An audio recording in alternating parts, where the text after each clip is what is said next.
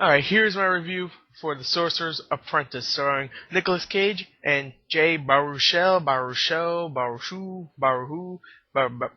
I don't know, whatever. I'm gonna call him Baruchel, but I think it's Baruchel, I don't know. Anyway, stars them two, stars a whole bunch of other people, Alfred Molina, Monica Bellucci, that other guy, some girl I don't know, whatever. Uh, anyway, now, this is another Jerry Bruckheimer produced movie, so it has to be good, right?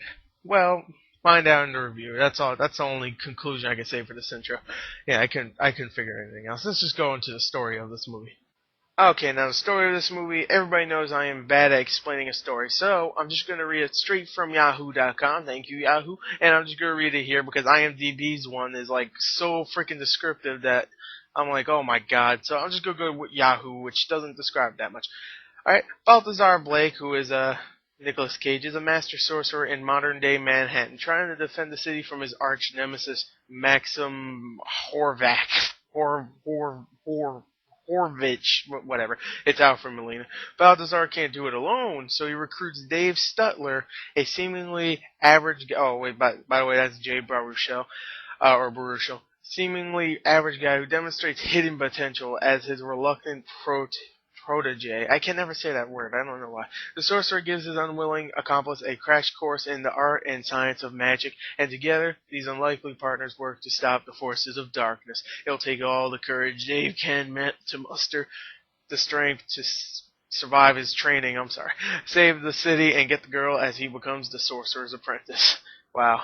That's a pretty dramatic, and to be honest, it's a good story. I mean, it's the obvious one. Bad guy, he's gonna do something really bad to the whole world. So two good guys have to go and save it. Pretty much, it's obvious. Except we put magic in there and some really cool special effects and some good actors. And there you go. That's a pretty decent story, I have to admit. Not a bad one. I wasn't looking for this movie for the story, but it actually offered me still a pretty good twist on the the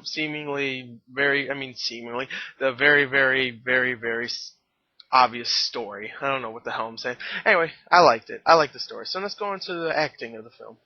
Oh, I don't like to edit my shit anymore. Oh yeah, the acting. Oh, the acting of this film is actually really good, I have to admit. Nicolas Cage, again, this year, surprises me. Kick-Ass, he was great. This one, he is badass, he is great, and I loved him in this movie. I loved his character, and to be honest, I would just like to see just maybe a spin-off, maybe, of him, and I don't want to spoil it. Maybe the time from when he was pretty much when he became a sorcerer to modern day Manhattan, where he goes and saves the world pretty much. I would like to see maybe just some kind of movie, some kind of spin-off with him in it. I just want to see a whole movie with this character alone, because he's a pretty badass character. I have to admit, I really like this character, Balthazar Blake, and I really want to see more of him, and he's great as him. Jay Baruchel, who everybody is saying he's kind of annoying, he's the kind of guy, I don't want to be a sorcerer. I didn't see that. I saw him do that maybe twice in the film, not as much as everybody did. I was saying, once before he even started to do sorcery, where he was thinking it's just all a freaking trick or something, or he's going to get embarrassed like he did when he was a little kid. Okay, I could see that, alright? And later on, I could see he was a little whiny later on. He was like, I'm gonna lose my girlfriend. Like, I love this girl. I don't care about the world. Okay, that I could see, okay? But I still liked this character. Besides that, I mean, he was the nerdy guy, obviously. He plays a nerdy guy in every freaking film. Even a movie about Vikings, he was a nerdy guy. Or barbarians, I forgot. They were Viking in How to Train Your Dragon, right? Yeah, okay. Even in that, he was the nerdy kid. So, I mean, he can never play a tough guy. Like, he'll have to deepen up his voice, because he talks like this. Like, he doesn't talk like that. He does have his Jerry Lewis voice, like the people at Spill said. I definitely saw that. Hi, guys. Like, I mean, I definitely heard that. So yeah, he was good. Alfred Molina, again, another movie where he was good. He was good in Prince of Persia, and this one he's really good also. Teresa Palmer, who plays the love interest of Dave, Jay Baruchel. She's okay, I guess, whatever. Monica Bellucci, she plays Veronica. I guess you could say Nicolas Cage's love interest. She was and everybody else was good too. I mean, she wasn't barely in it. When she didn't really have any emotion on her face. I mean, there was a part where it's supposed to be sad, and you see her crying, but you don't see any like you see a tear coming down. She had the sexy cry. If you watch no, Nostalgia Critic, you know what that's from. But yeah, she had the sexy cry where she doesn't have any emotion. She doesn't slobber all over her face. She just tear. That's it. And I don't know. She was okay, whatever. So overall, acting was really good still, even though some of it was a little emotionless. Let me just say, I really liked this film. It was really good. The special effects were really, really good. There was a lot of action scenes that were really fantastic. I'll just say it right here. This beats the hell out of The Last Airbender. The Last Airbender, I gave a 5. I didn't hate it like everybody else. This is much better than that. People were saying, it looks like it's going to be another Last Airbender. A whole bunch of special effects, a whole bunch of bluey colored special effects hitting other bluey colored special effects. Woo-wee. It's a really fun film with great acting, a pretty good story, some good leads, and I gotta admit, I really, really enjoyed this film.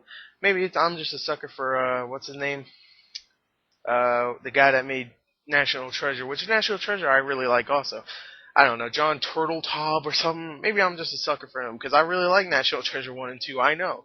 Those are my guilty pleasures. I really do like those. I think I even said once I didn't like them. That's a secret. That's a National Treasure of its own. I really do like those films. But let's go on to something. I mean, they don't make any sense, but they're fun. Okay, and Nicolas Cage is good in those too. So maybe it's just him and this director they're good with, and the guy that made Kick-Ass. I'm blanking on it, Matthew Vaughn. So maybe he's just good with those directors. So whatever. Anyway, I really like this film, and I can't give it a high mark because there were some scenes that dragged it down, some really kind of sappy scenes. There's one scene where Jay Baruchel's character is doing something with lightning. I'm not even electricity. I'm not even going to say. If you saw the movie, there's a lot of music in the film. Spill.com even talked about that, but I definitely saw it also where even that same scene with the electric, if you remember that scene, there was a lot of music being played. I'm like, oh my god, come on. But besides that, I really, really like the film. I have to give it an 8.1 out of 10. 8.1. I don't think I ever gave that score before. And that's on my serious ratings. Come on. Serious? Definitely go see it. I recommend it. It's very fun. If you're a little scared about seeing it, go see it at a matinee. I was a little scared, so I saw it at a matinee. Whatever. Can't wait to see Inception tomorrow. That's all I gotta say. Hope you enjoyed the review. Review of Inception? Definitely. And yeah, that's it. Bye.